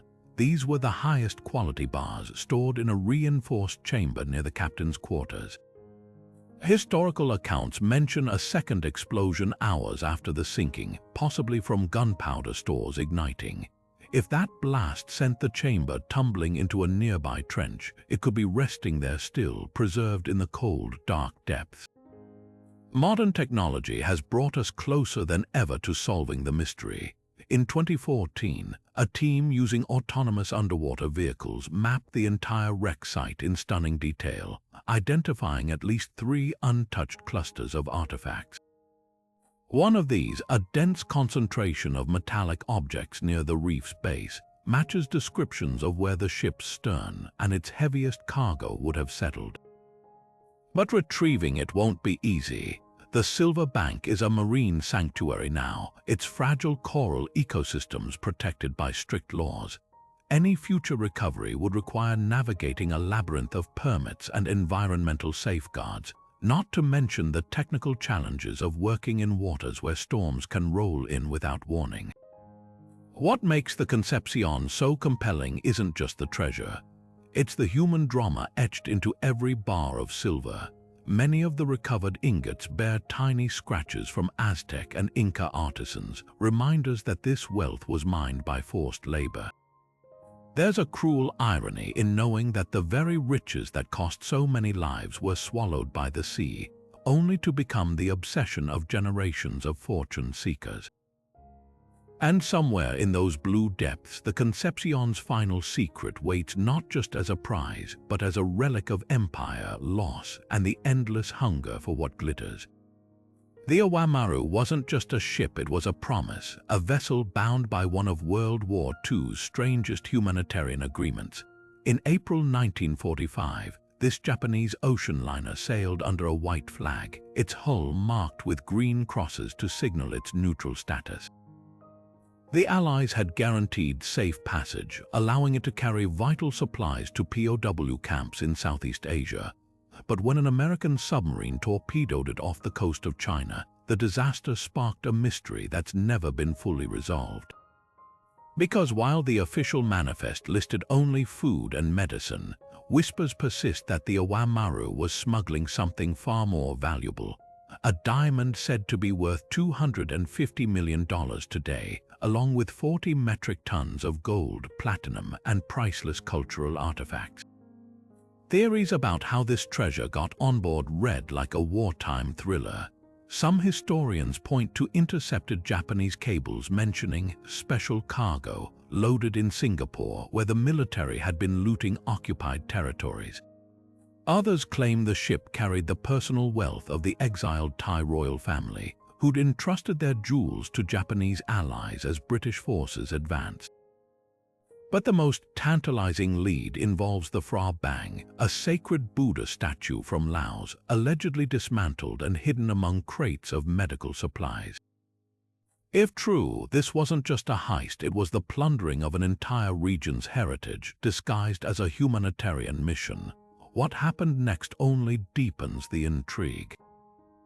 After the sinking, the U.S. Navy claimed it was a tragic case of mistaken identity. The submarine Queenfish had spotted the Oamaru in heavy fog, misidentifying it as a warship. But skeptics note the submarine's captain, Charles Laughlin, was later court-martialed, suggesting someone knew more than they admitted. Meanwhile, Japanese survivors reported seeing crew members tossing weighted trunks overboard moments before the torpedoes struck, as if trying to hide something in the depths. Salvage attempts have been as controversial as the sinking itself.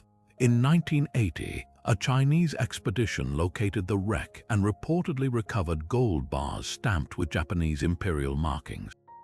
But when pressed for details, officials clammed up, citing sensitive state matters. Then, in 2007, a British Marine survey team claimed to find evidence of a secondary debris field, possibly where those trunks landed, but their permits were abruptly revoked. The most persistent rumor that the diamond, a flawless pink gem known as the Star of Asia, was secretly recovered decades ago and now sits in a private collection, its origins laundered through a chain of shell companies. What makes this wreck so haunting isn't just the treasure, it's the moral shadows it casts. A ship meant to save lives may have been used to steal them, its green crosses painted over greed. And somewhere in the East China Sea, beneath silt and shifting currents, the truth lies half-buried, waiting for the tides of history to uncover it. The HMS Sussex wasn't just another warship lost to the depths, it was a floating treasury on a mission that could have reshaped European history. When it vanished in a Mediterranean storm in 1694, it took with it a secret so explosive that even today, its recovery is tangled in diplomatic red tape. Leading an Anglo-Dutch fleet against French forces, the Sussex carried more than cannons and sailors. It held 10 tons of gold and silver coins, a staggering sum meant to bribe the Duke of Savoy into joining the war against Louis XIV. This wasn't just money, it was geopolitical blackmail, a king's ransom in an era when wars were won as much with bullion as bullets. The sinking itself reads like a Shakespearean tragedy. Caught in a tempest off Gibraltar, the Sussex cracked apart like a walnut, sending 500 crew to their death, and the gold to the seabed where it would lie undisturbed for centuries. But here's where the story twists. Unlike typical shipwrecks scattered by time, the Sussex's treasure might still be concentrated in one eerie, intact pile. Marine archaeologists suspect the weight of the coins kept the ship's treasury chamber anchored as the hull disintegrated around it, leaving a golden time capsule nestled in the silt. Finding it, however, has sparked a modern-day Cold War. In the early 2000s, American salvage company Odyssey Marine Exploration pinpointed the wreck using cutting-edge sonar, recovering a handful of coins to prove their claim. Then came the backlash. Spain immediately asserted sovereignty, insisting the wreck lay in its territorial waters. The British government, citing maritime heritage laws, demanded oversight of any recovery. Even the tiny autonomous region of Gibraltar joined the fray, arguing the site fell under their jurisdiction. Legal battles dragged on for years, with courts finally ruling that Odyssey had to abandon the site or face confiscation of their findings. What makes this treasure uniquely contentious isn't just its value, estimated at over $4 billion today, but its symbolic weight. For Spain, it's a relic of colonial-era meddling by foreign powers. For Britain, it's a piece of national history, and for archaeologists, it's an ethical minefield. Should such artifacts be hauled up for profit or preserved as a war grave? The Sussex's gold has become a test case for who owns the past, and whether the ocean's depths are the world's largest museum or its most exclusive vault. The most tantalizing clue lies in the ship's manifests, which mention special diplomatic packets alongside the coins. Were these letters detailing secret alliances or perhaps maps of French defenses? We may never know. Storms have since reburied much of the site, and with diplomatic tensions still simmering, the Sussex's treasure remains locked in limbo, a fortune caught between history's pages and the sea's unrelenting grip. The bomb Jesus wasn't supposed to vanish. It was a Portuguese carrack built for endurance, a workhorse of the 16th century spice trade designed to weather storms and outrun pirates. But in 1533, on its way to India laden with trade goods and treasure, the ship met a brutal end off the coast of Namibia, vanishing so completely that its wreck became little more than a footnote in maritime records. That is until 2008, when a Namibian diamond mining crew stumbled upon something glinting in the desert sand. Not gold, at least not at first, but copper ingots, their surfaces still stamped with the distinctive marks of European foundries. And beneath them, scattered like seashells after a tide, lay thousands of pristine gold coins, each one minted during the reign of King Jowo III, frozen in time for nearly 5 centuries. What makes this discovery extraordinary isn't just the fortune recovered: 22 pounds of gold coins, along with silver tableware and ivory tusks, but how untouched it all was. Unlike most shipwrecks which are picked apart by currents or looters, the bomb Jesus had been preserved in a near-perfect tomb. The arid coastal dunes, shifting over centuries, had swallowed the wreck whole, sealing it in a dry, oxygen-free cocoon that kept even delicate fabrics and wooden navigational tools intact. Divers found pewter plates still stacked as if ready for supper, leather boots with their laces tied, and a captain's astrolabe, one of only a handful known to survive from this era, its brass dials still gleaming. But here's the twist that tantalizes historians. The bomb Jesus was only halfway through its voyage when it sank. Its manifests, pieced together from Lisbon's archives, list cargo meant for trade in India, crates of German copper ingots used as currency in Asian markets, barrels of mercury vital for silver refining, and most intriguingly, a sealed shipment of church treasures intended as gifts for Portuguese outposts. None of these items have been recovered. Could they still lie deeper in the dunes, buried under layers of sand that even ground-penetrating radar can't yet reach? Or were they lost further out to sea, torn from the wreck as it broke apart? The most electrifying possibility involves the ship's strongbox. Portuguese vessels of this era carried a locked iron chest, typically bolted to the captain's quarters, holding the voyage's most valuable assets: unminted gold, sovereign seals for diplomatic agreements, and private letters from the crown. None of these have surfaced. Given the bomb Jesus's role in Portugal's imperial ambitions, that chest could hold documents reshaping our understanding of early colonial networks, or even maps hinting at lost trading posts. Modern searches face unique hurdles. The wreck lies in a restricted diamond mining zone, where access requires government oversight and delicate negotiation. And the desert itself is a fickle guardian. Shifting sands reveal artifacts one season only to bury them the next, as if the landscape can't decide whether to share its secrets. Yet the allure persists, because somewhere beneath those Namibian dunes, the bomb Jesus still holds the echoes of a world on the brink of globalization, where a single ship's cargo could bridge continents, and where treasure isn't just measured in gold, but in the untold stories waiting to resurface. The Nuestra Señora de los Mercedes wasn't just carrying silver, it was hauling the weight of an empire's desperation when it met its explosive end in October 1804. This Spanish frigate, part of a small convoy sailing from Montevideo to Cadiz, held a cargo that could have changed the course of the Napoleonic Wars: 17 tons of silver coins, freshly minted in the Bolivian highlands, along with gold ingots and viceregal taxes destined for King Charles IV's drained coffers.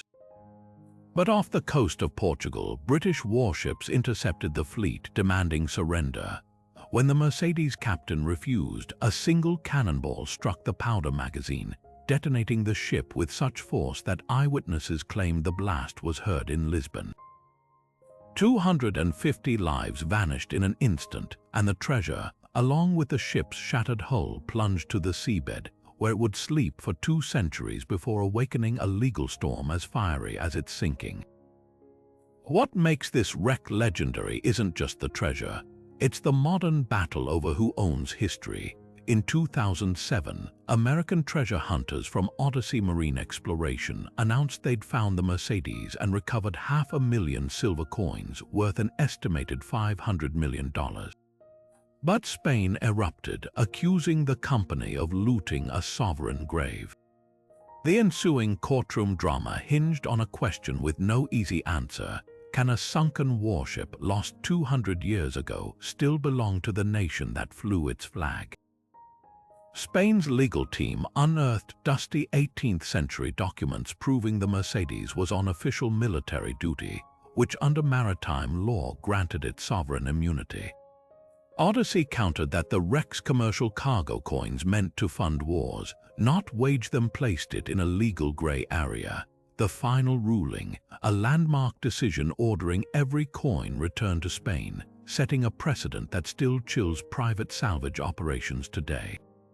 But the Mercedes' true treasure might be the stories etched into those coins. Each piece bears the mark of the Potosi Mint, where indigenous laborers toiled in deadly conditions to extract the silver that built empires. Some coins recovered by Odyssey still show tiny file marks, evidence of desperate sailors trying to verify their purity during the voyage. Others were fused together in eerie clumps by the explosion's heat, a silent testament to the moment the ship became a tomb.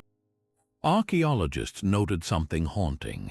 The distribution of the wreckage suggested the treasure chests had been stacked near the powder room, a fatal miscalculation that turned the ship's greatest asset into its downfall. The most tantalizing mystery, the ship's manifest listed an additional 30 chests of private consignments, likely contraband gems and jewelry smuggled by merchants avoiding royal taxes.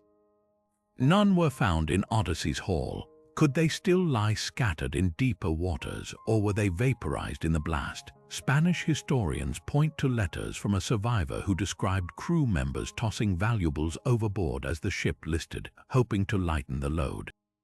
If true, the Atlantic might still hold pockets of gold, scattered like breadcrumbs along the Mercedes' final moments. What lingers isn't just the glint of silver or the courtroom battles, it's the Mercedes' role as a mirror. For Spain, it's a symbol of colonial might reclaimed from the deep.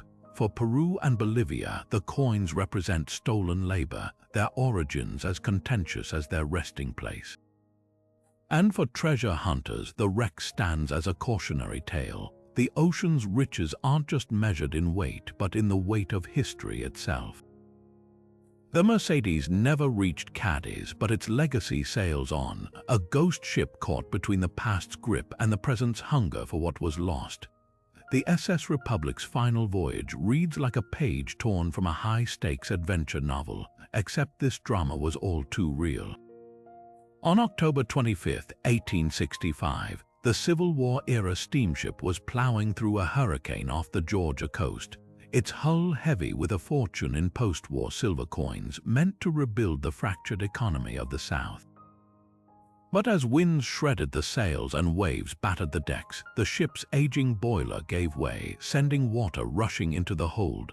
Within hours, the Republic slipped beneath the waves, taking with it an estimated $400,000 in silver, a king's ransom by Reconstruction-era standards. What makes this wreck so fascinating isn't just the treasure lost, it's the treasure found and the tantalizing clues about what might still be missing. When explorers finally located the wreck in 2003, they recovered over 50,000 coins, many so pristine they looked freshly minted. Gold $20 eagles, silver half dollars, and even rare pattern coins struck as prototypes for new currency designs, each piece a tangible link to a nation struggling to stitch itself back together. But here's the twist: ship manifests and insurance records suggest the Republic's true cargo was even richer. Eyewitness accounts from survivors mention unregistered crates loaded at the last minute in New Orleans, their contents known only to a handful of wealthy merchants who perished in the storm. One persistent rumor involves a shipment of gold ingots from the San Francisco Mint, intended for Louisiana banks desperate to stabilize their war-shattered finances. These bars, if they exist, wouldn't resemble the rough-hewn lumps of frontier law. They'd bear the crisp stamps of federal assayers, their serial numbers tracing back to specific mines and melt batches. Another mystery surrounds the personal effects of passengers. The Republic carried former Confederate officers and Union sympathizers alike, many fleeing the South with family heirlooms, diamond-studded pocket watches, silver tea services, and even, according to one letter found in the archives, a set of jeweled dueling pistols gifted to a general by French royalty. Modern salvage efforts have only deepened the intrigue. Sonar scans reveal large sections of the wreck still buried under sediment, likely hiding intact cargo holds.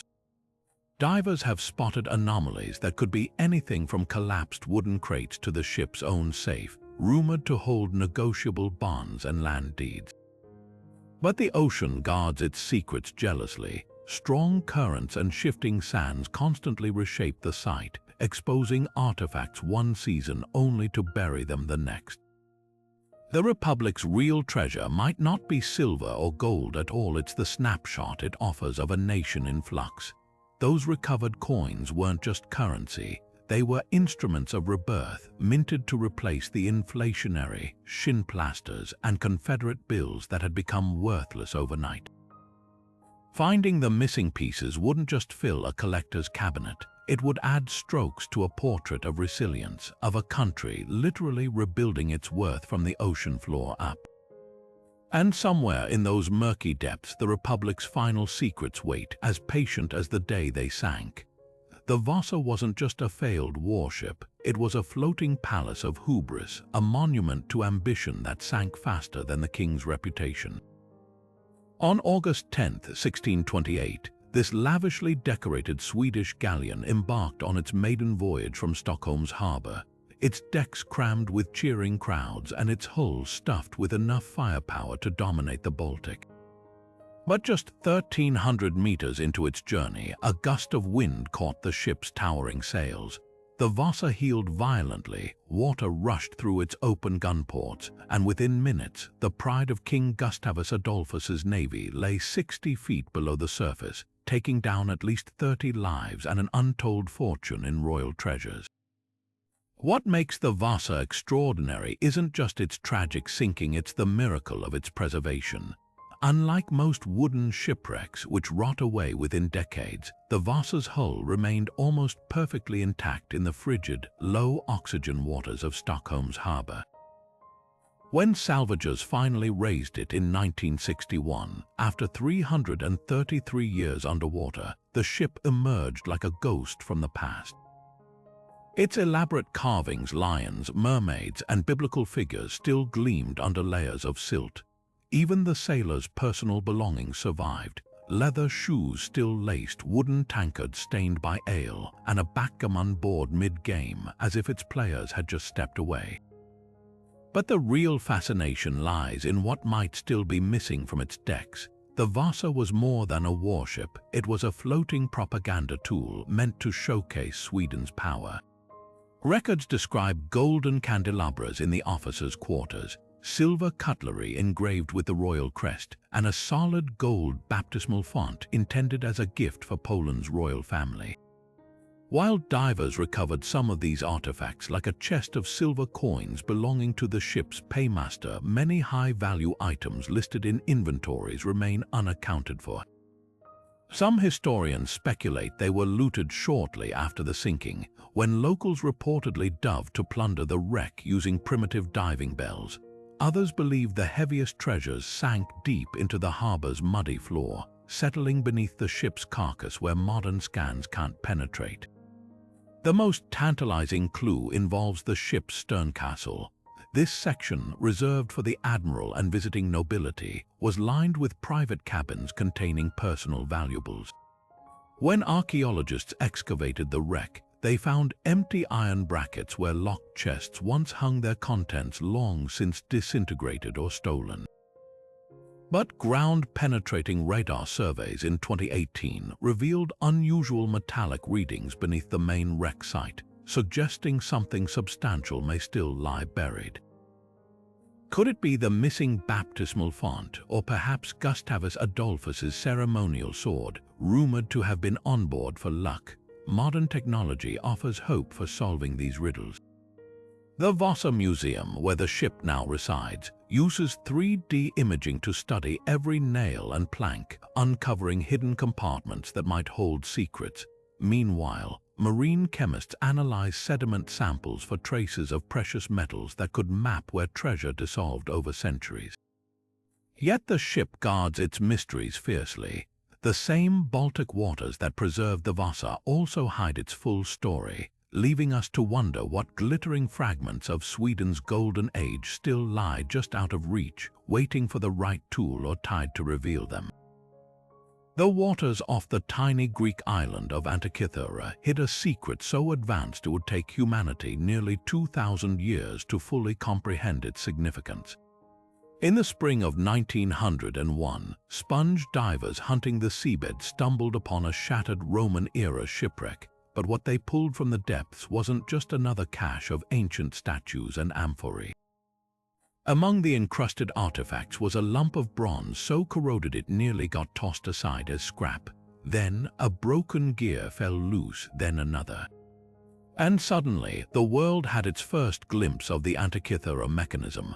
An intricate, hand-cranked astronomical computer so precise it could predict eclipses, track the Olympic cycle, and model the erratic motions of planets with gears more sophisticated than anything Europe would see again until the Renaissance. This wasn't just treasure, it was a time machine revealing the brilliance of antiquity. The mechanism's complexity still baffles historians. X-ray scans show 37 interlocking bronze gears, some with teeth cut at precise angles to account for celestial irregularities. Its dials displayed the positions of the Sun, Moon, and 5 known planets, while inscriptions served as a user manual for navigating the cosmos. For context, devices this advanced wouldn't reappear until clockmakers in 14th century Europe began crafting mechanical astrolabes. The question isn't just how the ancient Greeks built it, it's why we've found only one, which brings us to the wreck itself and the tantalizing possibility that more wonders lie buried. The Antikythera ship was a floating museum of luxury goods, likely bound for Rome when it sank around 60 BCE. Among recovered items were bronze statues with inlaid glass eyes, mosaic glassware, and gold jewelry so finely worked it's still indistinguishable from modern craftsmanship. But here's what haunts archaeologists: less than 5% of the wreck has been excavated. Recent surveys reveal intact wooden hull sections buried under sediment, along with mysterious metallic masses detected by sonar, possibly more mechanisms or even the workshop tools used to create them. Divers in 2017 made a breakthrough when they uncovered a severed bronze arm beneath a boulder, its fingers curled as if still clutching something. Nearby lay a corroded disc engraved with a bull, possibly part of another astronomical instrument.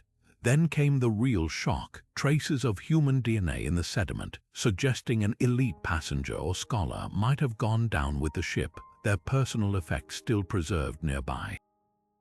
Imagine what else could be hidden there: scrolls from the Library of Alexandria, perhaps, or prototypes of devices we've yet to imagine.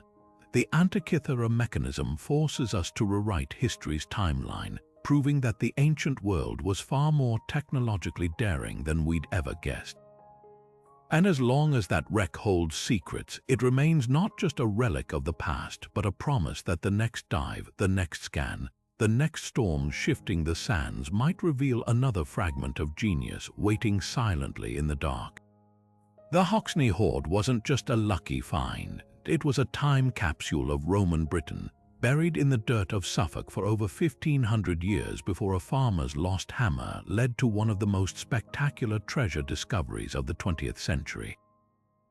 In November 1992, Eric Laws was using a metal detector to search for the missing tool when his device screamed with a signal so strong it could mean only one thing: there was metal beneath his feet, and lots of it.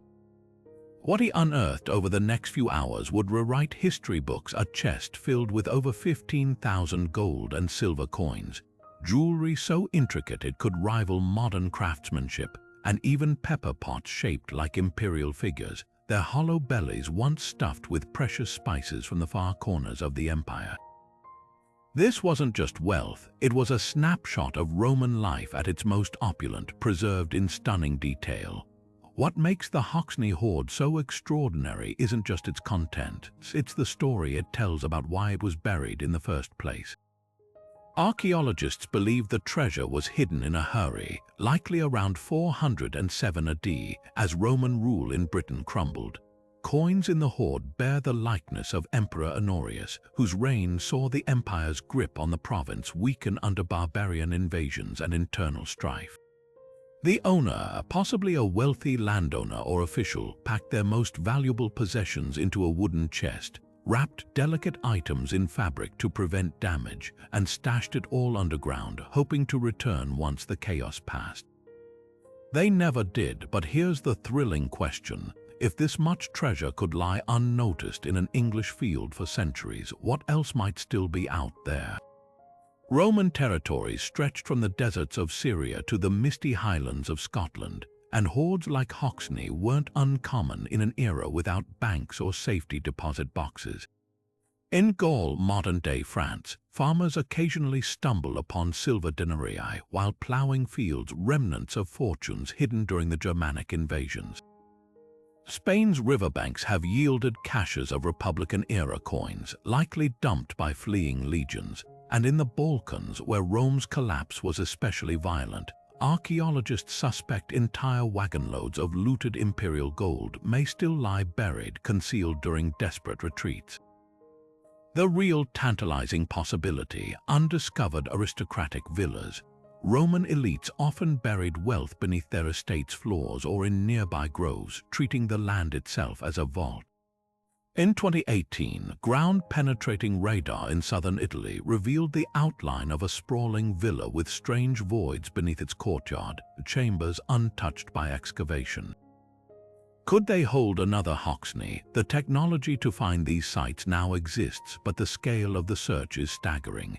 For every hoard found by sheer luck like Hoxne, there are likely dozens more obscured by urban sprawl or resting just beyond the reach of modern detectors.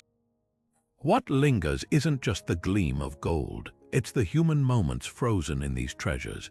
The Hoxne pepper pot shaped like a noblewoman, her sly smile still visible after millennia. The spoon inscribed with a Christian Chi Rho symbol hinting at the empire's shifting faith. These weren't just valuables, they were someone's prized possessions, hidden in fear and found by chance. And somewhere out there, beneath vineyard or forest or quiet suburban garden, another chest may wait, its latch still sealed, its secrets intact, a silent testament to the lives interrupted by history's tides. The allure of these lost treasures isn't just about gold or jewels, it's about the stories they carry, the echoes of empires and adventurers, of wars won and forgotten, of secrets buried by time itself. From the Ark of the Covenant's divine mystique to the San Jose's sunken billions, each treasure is a puzzle wrapped in history's enigma, daring us to uncover what the past has tried so hard to hide. And yet, for all our satellites and sonar, these riches remain stubbornly out of reach. Why? Because the earth and sea are masters of concealment. Rivers change course, deserts swallow entire cities, and ocean currents scatter wreckage across miles of seabed. Even when technology pinpoints a location, politics, curses, or sheer bad luck often intervene, as if fate itself is guarding these spoils. But perhaps the real magic lies in the hunt, the thrill of not knowing. Imagine cracking open Ivan the Terrible's library to find lost Aristotle texts, or brushing sand from Montezuma's golden mask and seeing your own reflection warp in its ancient surface. These treasures aren't just artifacts, they're portals. Holding them would mean touching the same gold Genghis Khan buried, the same emerald Spanish conquistadors fought over, the same coins that financed revolutions. That connection to the past is why we keep searching, even when logic says we should stop. So tell us which treasure calls to you. The Amber Room's golden glow, or the Copper Scroll's cryptic promises. The Templar's vanished fortune, or the Wider's pirate plunder. Drop your pick in the comments, and who knows, maybe the next great discovery will start with a dreamer like you, staring at a map or a sonar readout, wondering, what if? Because as long as these legends endure, so does the chance, however slim, that one day, someone will uncover the impossible and rewrite history with a single